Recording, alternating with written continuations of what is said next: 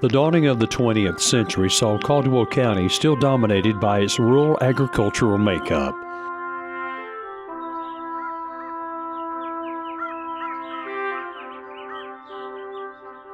By the latter part of the 19th century, people had begun to leave the rural areas to seek jobs in the factories and mills that were coming into existence. The next 2 decades would see the county's economic base shift away from its agricultural roots. New technologies and inventions were appearing throughout the United States. The county's leaders and the citizens began to use these new ideas and products as an impetus for growth. Industry was about to take a leading role. The Powell Brickyard supplied material for the county's growth. The Powell family had been producing brick on their farm west of Lenoir for some time. During the early 1900s, Frank D. Powell made almost all the brick for the numerous structures erected in Lenoir and other communities in the county. In April of 1900, the commercial bank opened in Lenoir, fueling commercial and residential construction. In March of 1900, a new county jail was opened. The construction on the site of the previous jail had caused controversy among the neighboring property owners. By the turn of the century, the old courthouse, built in 1843, was inadequate. In 1904, the commissioners bought the Ballou property, where the current courthouse now stands. The property had been vacant since the massive fire of 1884. In early 1905, the new building was completed and occupied. The site of the original courthouse in the center of town was left vacant. Various civic groups began to make plans for an appropriate use of the central plot. On June 3, 1910, the United Daughters of the Confederacy unveiled a monument on the spot in honor of the soldiers of Caldwell County who had fought for the Confederacy in the Civil War. The arrival of the railroad in Caldwell County in 1884 proved a boon to the growth of Granite Falls, Hudson, and Lenoir. Legal and financial problems bankrupted the Chester-Lenoir narrow gauge railroad. By the end of 1896, its assets were sold to the Carolina and Northwestern Railway. By 1899, the new owners began widening the rails to standard gauge. This move increased the carrying capacity of the rail line, enabling industry to ship their products more economically to distant markets. The Carolina and Northwestern Railway completed the new standard gauge line from Chester, South Carolina to Lenoir in 1902. In 1891, the Lower Creek and Yadkin Valley Transportation Company had built a narrow gauge logging railroad from Lenoir to Collettsville. Within a few years, the company was renamed the Caldwell and Northern. The Caldwell and Northern spent the next 4 years extending the line from Collettsville through the Wilson Creek Gorge to what would become the towns of Mortimer and Edgemont. In 1895, there were 82 public school districts in the county, 70 for white students and 12 for black students. There was no mention of high schools found in Caldwell County School Board minutes prior to 1900. On July 14, 1902, a motion passed establishing high schools in the county at Globe Academy, High Brighton Academy, Hudson Academy, and Granite Falls Academy. On February 3, 1903, the North Carolina General Assembly established the Lenoir Graded School District. Trustees were elected who promptly purchased a lot on North Main Street for the new school, which opened in early 1904 for grades 1 through 11, serving nearly 300 students. Davenport Female College added stenography, bookkeeping, and typing to its curriculum by 1903. In 1915, the word female was dropped from the college's name. In June of 1908, Otis Plateau Lutz purchased the first locally owned automobile, a REO Roadster. Others followed, and a new era of transportation had begun. The demise of the horse and buggy, the blacksmith, the livery stable, and the harness manufacturing businesses was now just a matter of time. In September of 1910, Rufus L. Gwynn opened the county's first automobile sales and service agency in Lenoir. He would later become the Ford Motor Company dealer.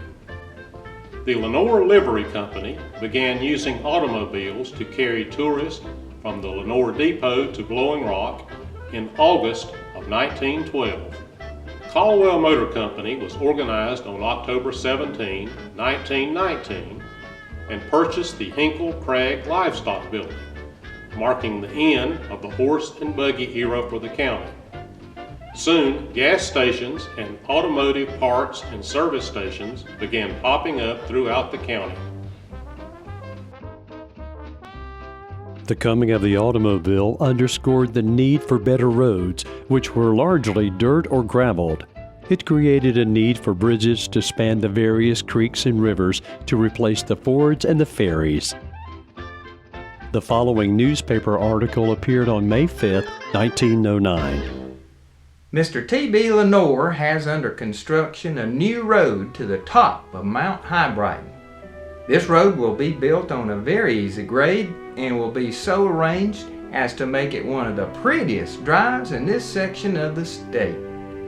The mountain is 6 miles from Lenoir, is an isolated peak 2,500 feet high, and the view from the top has been often pronounced as one of the best in the Blue Ridge Mountains.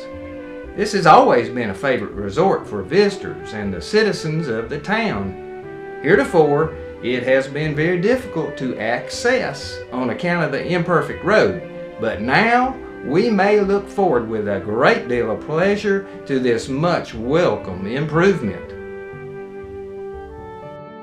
In 1910, extensive improvements were made to the Blowing Rock Turnpike Toll Road, which had been in existence for many years. The Lenoir News Topic published the following information. The new line takes the road up out of the ranches and places it on firm, dry ground, all the drains and little streams being carried under fills by terracotta piping, and will be, when completed, a wonderful improvement over the present road. At the turn of the century, Caldwell County boasted of 3 incorporated towns. Commercial enterprises providing services and conveniences were coming into being. In 1895, an electrical power plant was constructed at Niagara Falls, New York, demonstrating to the entire country that large-scale electric power could be economically generated to light cities and power industry. Caldwell's leaders began planning to bring electrical power to the county. An initial effort in 1902 failed. In October of 1905, a group of local citizens, led by E.C. Ivey, who had come to the county in 1895, organized the Citizens Light and Power Company. The group purchased a fuel-fired generator and obtained a lot on the west side of Lenoir, where they erected their power plant. In April of 1906, electric lights were turned on in Lenoir. Later that year, the company installed an electrically operated ice-making plant, eliminating the need of the old ice ponds and ice storage caves. Mr. Ivy resigned his position with Citizens Light and Power in December of 1915. He purchased land on Buffalo Creek and he began building a dam and power generator. He strung wires from the plant to Lenoir. Citizens Light and Power would later be purchased by the company that would become Duke Power Company. By early 1917, the generator was supplying power to Lenoir. His enterprise on Buffalo Creek was at best a partial success. He was plagued with low water, eels gumming up the works, and various breakdowns. In May of 1919, T.H. Broyhill purchased the Ivy Power Works and the transmission lines running to Lenoir. He incorporated a new company named Buffalo Power Company, raised the height of the dam, and improved the level of electrical power being supplied to Lenoir. The company became obsolete in December 1922 when Southern Power Company's generator at Rhodius came online, providing Lenoir with a steady and reliable source of power. From 1899 to 1901, Lenoir had several grocery stores, a hardware store, a meat market, a jewelry store, a drug store, several clothing stores, both men's and women's, a photography shop, a second newspaper, and a sanitarium within its town limits.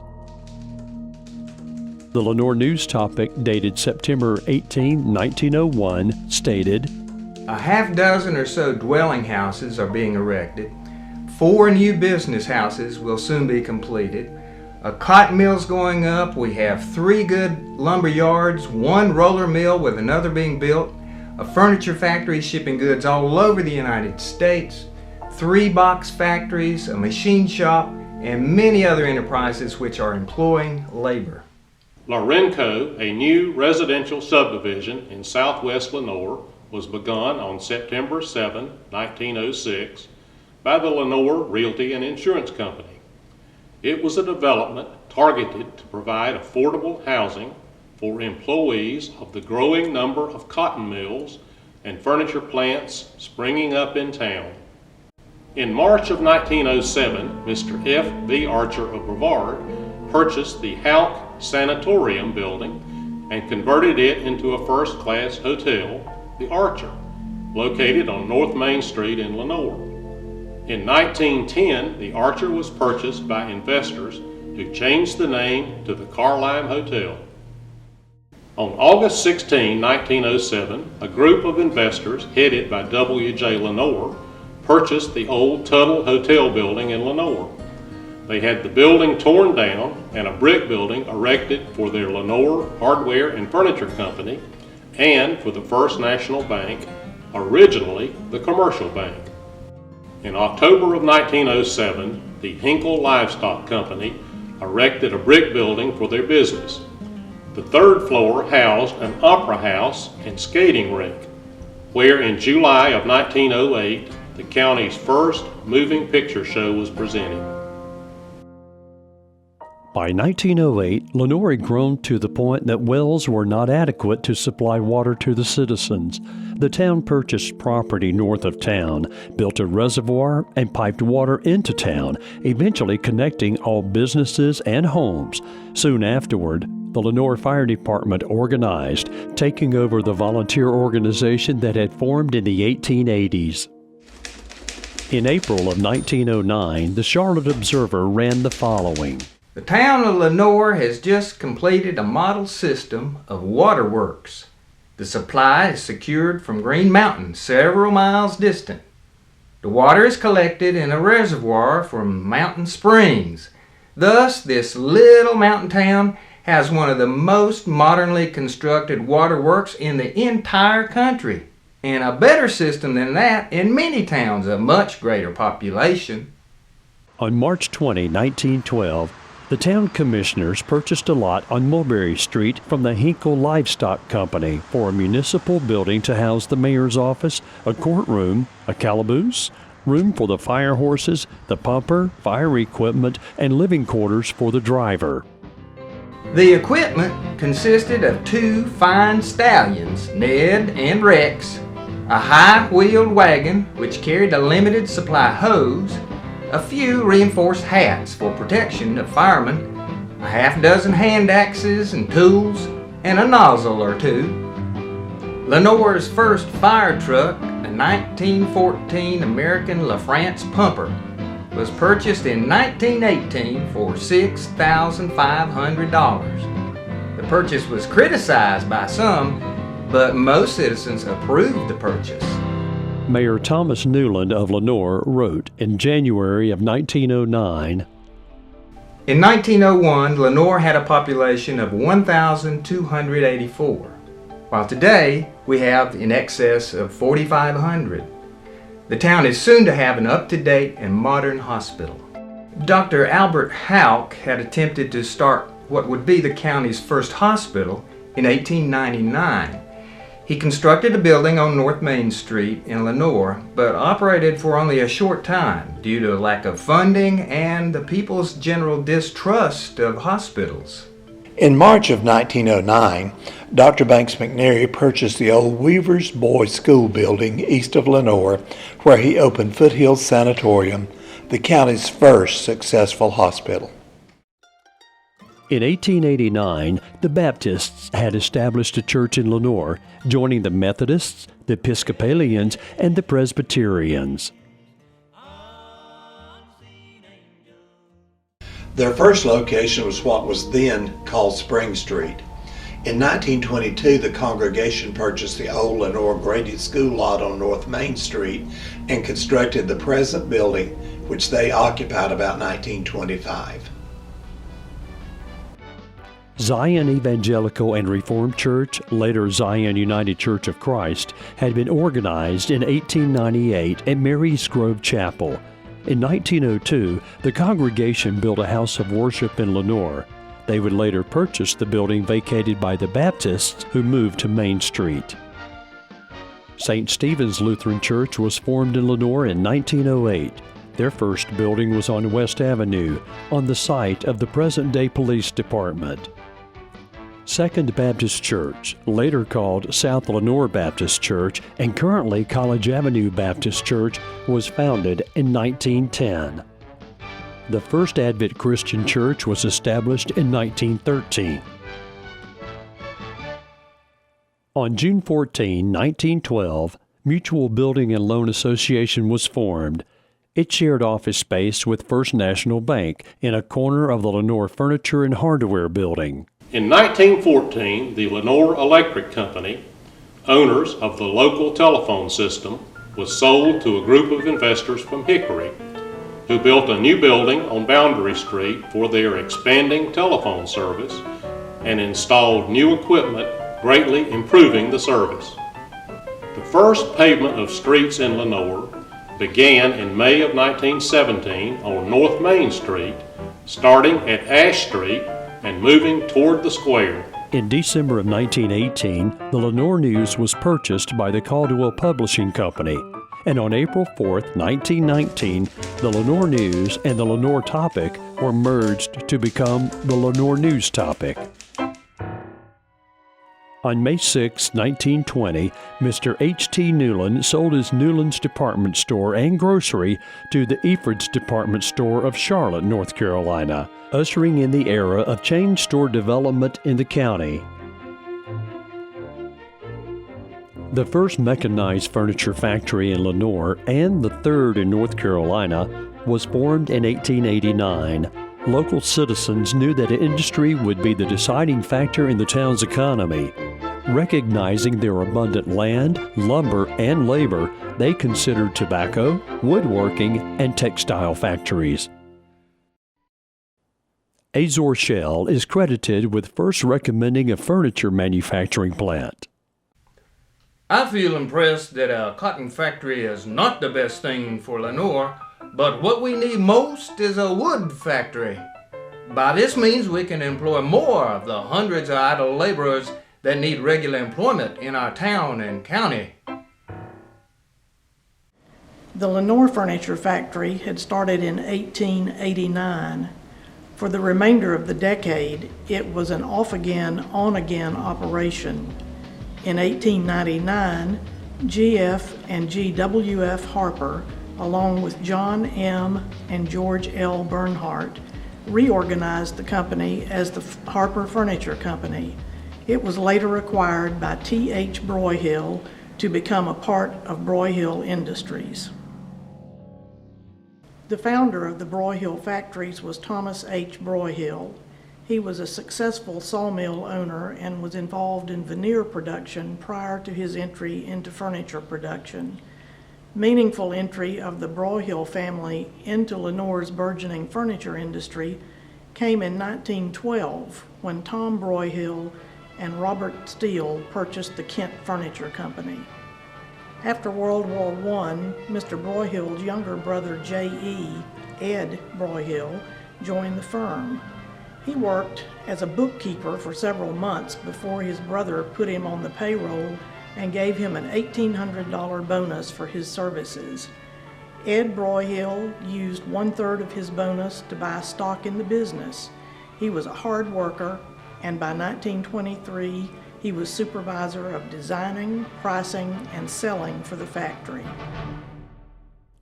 In April of 1905, Dr. A. Kent, along with A.V. Miller and W.L. Menish, started the Kent Furniture and Coffin Company west of Lenoir. T.H. Broyhill, who was supplying lumber to the operation, soon joined the company as a part owner. Mr. Broyhill eventually purchased the shares of his partners, changing the name to Lenoir Furniture Company. In October of 1905, J.C. Moore formed the Moore Furniture Company. It was purchased by J.M. Bernhardt in 1906, becoming Bernhardt Furniture Company. Prior to opening this new firm, Bernhardt had been an active proponent of Lenoir's industries. He had helped start the Lenoir Furniture Company in 1889 and served as secretary-treasurer and manager of the firm for 3 years. In 1893, he left the company and became active in railroad expansion and lumber production. He opened and managed the Caldwell Land and Lumber Company. With the purchase of the Moore Furniture Company, he launched his own furniture manufacturing business. After selling the Moore Furniture Company, Joe C. Moore and T.J. Stone opened the Moore Stone Company. They sold it to Willis and J.M. Shell and the Reverend C.M. Pickens, who renamed it the Lenoir Chair Manufacturing Company. It burned in 1911, and it was rebuilt in 1912. In 1924, Dr. C.L. Robbins, along with 3 other investors, bought the factory, renaming it the High Brighton Furniture Company. Dr. Robbins' brother, Roby Robbins, established High Brighton Chair Company. Dr. Kent then bought the Rufus Gwynn veneer plant. He and Finley H. Coffey, along with others, organized the Kent Coffey Furniture Company. Dr. Kent was president and Coffey secretary-treasurer and general manager. In 1910, Coffey succeeded to the presidency. His sons, Harold and Archie, and daughter Irene, soon joined the company. Fairfield Chair Company was originally the Blue Ridge Bobbin and Handle Company, later the Blue Ridge Bending Company. In 1912, the name was changed to the Ethel Chair Company. The firm went into receivership in 1921, and Bank of Lenoir president J.H. Bell became president with A.G. Ford as vice president. It was reincorporated as Fairfield Chair Company. Ford's younger brother, Fred, later became president and was general manager until his death in 1968. The last of Lenoir's older group of furniture producers is the Caldwell Furniture Company. It was originally the Childs McCall Furniture Company that had been formed in 1906. The building burned in 1909 and was rebuilt by a group of Lenoir businessmen. The new plant was chartered as Caldwell Furniture Company. By 1910, furniture manufacturing and its associated establishments, veneer mills, mirror companies, and lumber processing mills had to become the leading employer in the county, surpassing the textile industry. The textile industry in Caldwell County began with the Granite Falls Manufacturing Company in 1880. The first textile mill to be located in Lenoir was established in March of 1901, and it began operation in 1902. Other mills began to spring up soon after, particularly where water power was available. Granite Falls had been a thriving town even prior to its incorporation in 1899. Granite Falls is situated in the southeastern part of Caldwell County on the C&N&W Railway, 8 miles from Hickory, 12 miles from Lenoir, and one of the most beautiful and fertile sections of the county. In 1904, Granite Falls Manufacturing Company added a brick structure to the original frame building. 2 more mills would be built at a later date. In 1915, the company built a dam on Gunpowder Creek. A flume extended from the dam to the powerhouse to produce power for the turbines. The devastating fire on the night of November 23, 1903, destroyed many of the town's buildings. However, the people rebuilt their town and growth resumed. The Lenoir newspaper reported after the fires in Granite Falls that one particular company lost $40,000 in inventory. The first bottling plant in the county was started in 1903 in Granite Falls by Herbert Bullock and Henry Mackey. By 1910, Bullock had started his own company, the Granite Bottling Works. The Bank of Granite, the county's third bank, was established in 1906. Their goal was to give immediate service to the hometown businesses and to individuals. Also in 1906, Dr. O.J. Corpning came to Granite Falls after finishing medical school at the University of Virginia to establish a medical practice. He established the Granite Falls Drug Company the same year. About 1915, David Henry Warlick built Falls Manufacturing Company to manufacture cotton yarn. In 1922, he started Southern Manufacturing Company, another cotton factory, later known as the Paradise Mill.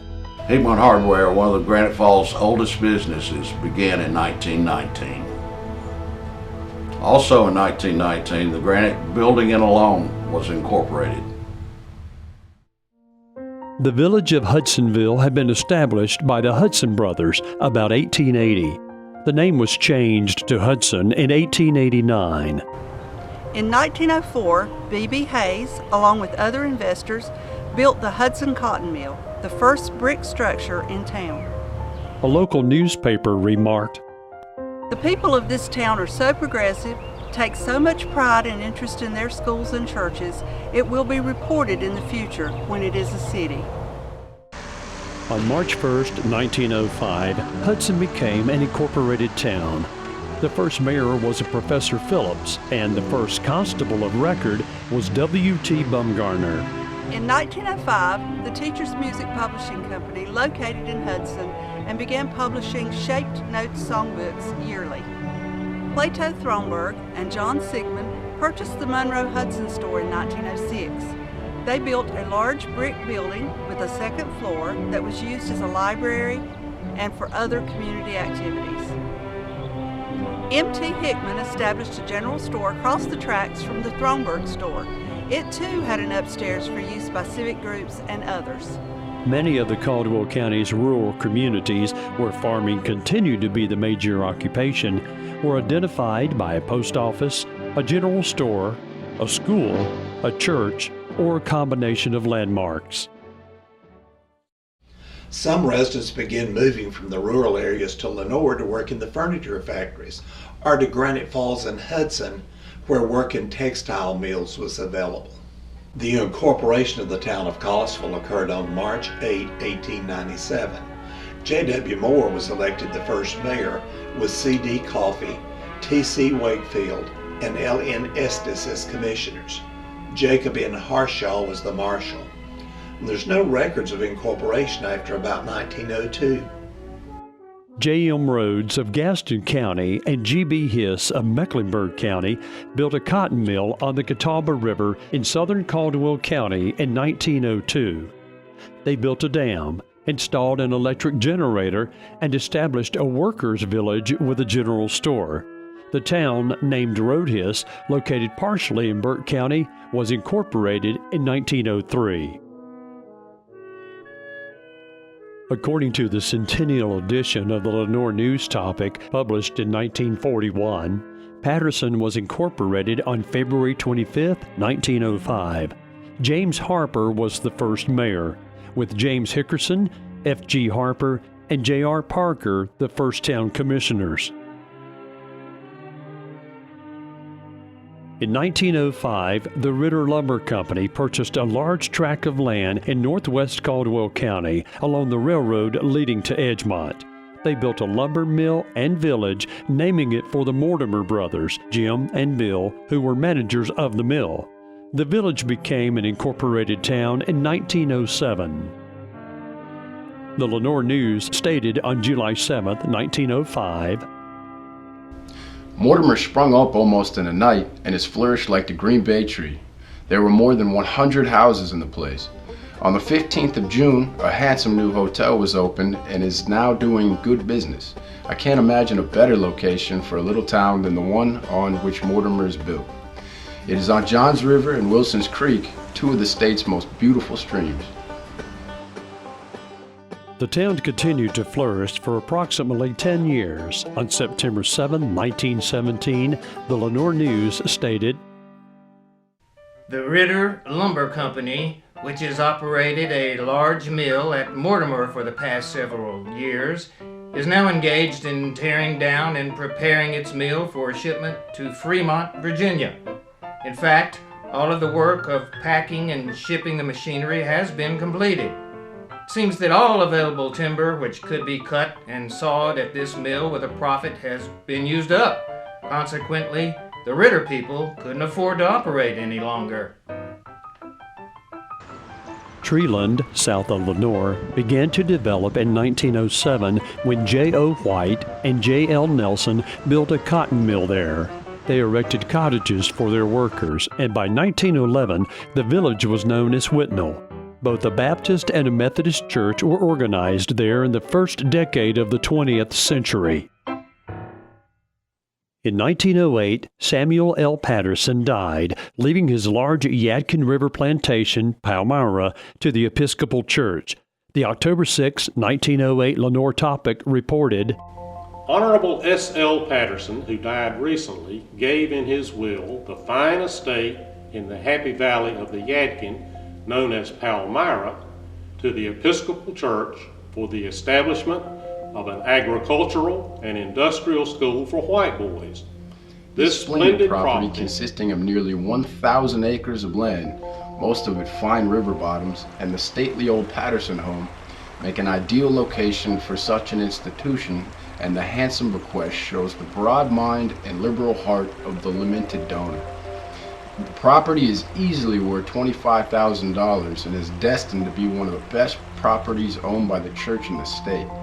We understand the widow has the absolute use and control of the property during her life, and then it goes to the church.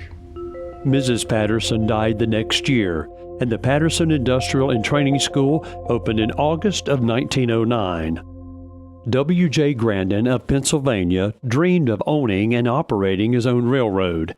In 1911, he began building the Watauga and Yadkin River Railroad and establishing a town in Caldwell County on the Yadkin River. By August of 1912, a dam had been built for a water supply, with a second one for fire protection. The first building was a boarding house for the workmen who were constructing the town.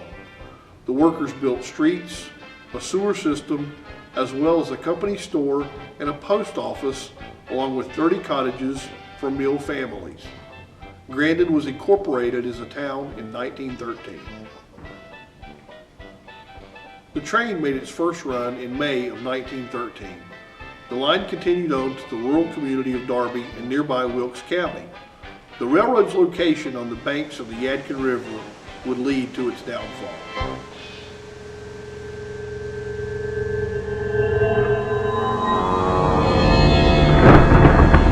July 15 and 16, 1916 brought heavy rains to Caldwell County, resulting in devastating flooding.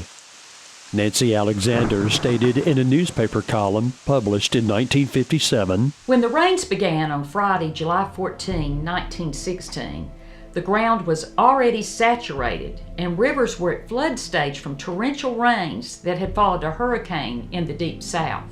All Friday night and Saturday morning it rained, increasing as the day wore on. By Saturday afternoon, streams were spreading over the valley roads. Lower Creek was a rushing torrent between the hills. Out over their banks flowed the Catawba, the Yadkin, and Johns River, while the rain continued its ceaseless, relentless drumming on into the night. Mortimer was virtually destroyed. More than 30 homes and the sawmill were swept away by the raging waters. Several people drowned in the waters of the Johns River. 2 stores and many homes were destroyed near Collettsville. The Globe Academy, as well as the Globe Post Office, were wrecked and washed away. The post office was moved across the road to high ground and continued with its work, still being serviced by horseback riders until the 20s, with deliveries twice a week. The academy never reopened. At Patterson, the flood tore loose everything in its path. The storehouse of the Gwen Harper Manufacturing Company was partly washed away, and a number of homes were destroyed. The Baptist church was torn from its pillars. On Sunday, when the Catawba River reached its peak, water was running through the 2nd and 3rd stories of the cotton mills on either side of the river at Roadhiss. A newspaper article states that all the bridges in and about the county were either completely washed away or damaged beyond using. It would be 33 days before trains could reach Lenoir, and 11 more days before service to Mortimer was restored. The railroad connecting Grandin to Wilkesboro was destroyed. It was rebuilt only to be destroyed again in 1918, thus ending the vision of a growing company. In April of 1917, the United States entered the Great War in Europe. On July 28th, Lenoir's Battery E of the 113th Artillery of the National Guard were mustered into service. A special train was provided for the battery, and thousands of friends and relatives saw them off. After training in South Carolina, the men sailed for France, arriving on June 13th of 1918. They saw action in the deadly Argonne Forest, where 7 members were killed. They remained in France until March of 1919. On November 11, 1918, the armistice with Germany was signed, ending what would later be called World War I. Returning soldiers inadvertently brought influenza back to the United States with them. There seemed to be little doctors could do. It took its toll in deaths, and those who did recover were a long time doing so. The Reverend A.A. McLean became pastor of the First Presbyterian Church in Lenoir in 1918. Lucy F. McCarl, author of You Shall Be My People, A History of the First Presbyterian Church of Lenoir, states, The McLeans arrived in Lenoir in September 1918, just before the onset of the terrible influenza epidemic that wrought havoc through the world at the close of the First World War. Dr. McLean preached in the church the first Sunday in October, after which no service was held there until January 1, 1919. During this time, Dr. McLean began his ministry not only to the church, but to others in the community, carrying pots of soup to the afflicted and otherwise helping where he could. On October 2, 1918, Dink Pipes returned from Virginia, where he'd been working to his home in Buffalo Cove, bringing the disease with him. Within 5 days, his wife and 7 children were all ill. On October 12, the youngest daughter, Corinne, age 2, died. Dink, who had begun to recover, prepared his daughter's body for burial. Her casket was passed through a window to be taken to the cemetery because people were afraid to enter the house. A neighbor looked after the livestock and did the outdoor chores. Others would pass by the road, but they kept their distance from the house. By 1919, the epidemic had waned in time for a homecoming parade for Caldwell County's returning soldiers. On March 28, 1919, the returning men of the 113th arrived in Lenoir. The Lenoir topic described the return. The welcome that took place when the train rolled in was not the noisy kind. As the khaki-clad boys came off the train, a few enthusiastic spirits endeavored to start a stampede of noise. This soon quieted down. The crowd was not the noisy kind. The emotions were too deep for this. They had come to welcome men who had gone through the fires for them, who had left their own and friends, in testimony of the fire. The welcome was too somber for shouts. The men marched from the depot to the Lenoir Square, where Mayor W.J. Lenoir welcomed the men home. The celebration ended with a dinner at the Methodist Church. According to a special tabloid in the Lenoir News Topic, May 30th, 1983, 36 Caldwell men had made the supreme sacrifice.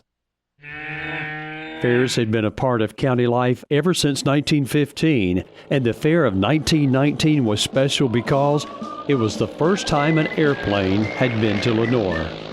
People came from miles around to see it. Barnstorming pilot Roscoe Turner, with his partner Harry Runcer, brought the plane to town on October 3rd. Their visit was so well received that they returned 2 more times in 1920. Their May 20, 1920 visit was described in the News Topic. There was an exhibition of wing walking stunts with Runzer piloting the plane and Turner cavorting on the wings thousands of feet over Lenoir, which gave the Lenoir folks a thrill as never was experienced before. The thrill that the barnstorming plane provided was just a foreshadowing of the excitement to come as the county moved toward becoming one of the leading manufacturing centers for furniture and textiles, not only in North Carolina, but in the entire nation. The future looked bright.